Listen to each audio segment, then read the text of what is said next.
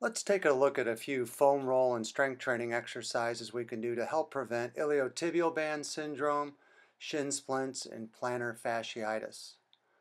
Pelican Athletic Club trainer Bill Foster is going to help demonstrate these exercises, and we'll start by rolling the bottom of the foot with a tennis ball. It's a great way to start your foam rolling routine prior to working out.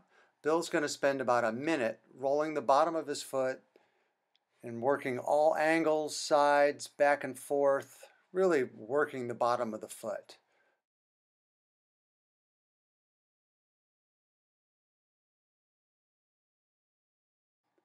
Next up is the very important gluteal muscle complex.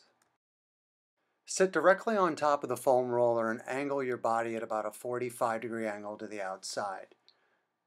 You want to do about 10 to 15 rolls on each muscle group. Try to get as much of your body weight directed into the foam roller as possible. Bill will transition the gluteal max roll into the very important glute medius roll. Bill will take his outside leg and cross it over the inside leg knee. We're going to do our best to get Bill to lean towards the outside of the leg that's crossed. Try to lean into that lateral part of the hip.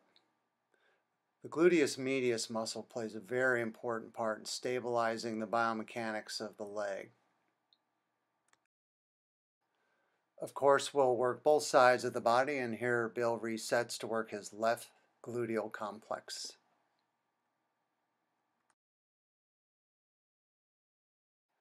Another very important muscle to foam roll is the TFL, which stands for the tensor fascia lati. Lie on top of the foam roller off to the side. The TFL is a small muscle that runs on the front side of the hip. The foam rolling motion is just about 6 to 8 inches. Here you see Bill working his right side. And once again, we're going to do about 10 to 15 rolls on each side of the body.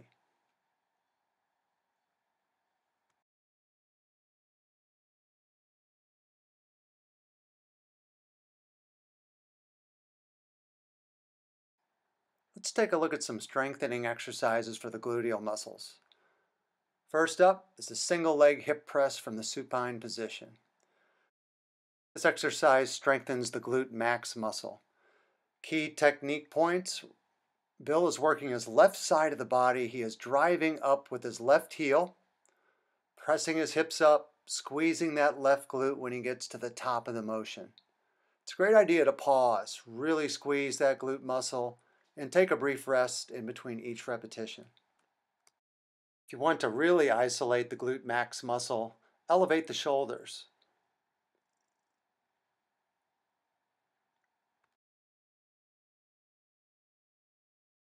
It's time to work the important glute medius muscle.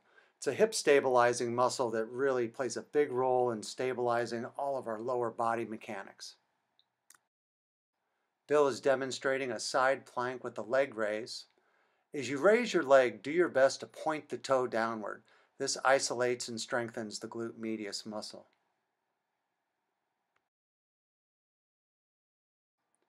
You'll need a mini band for this next exercise, and you want to position it just above the knees.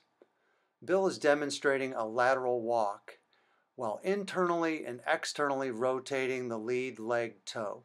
This helps isolate and strengthen the glute medius. Be sure to go both directions.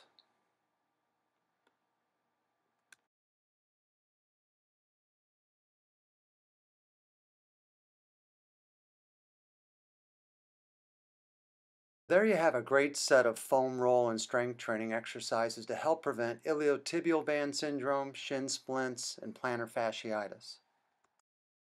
I recommend performing these exercises 2 to 3 times a week.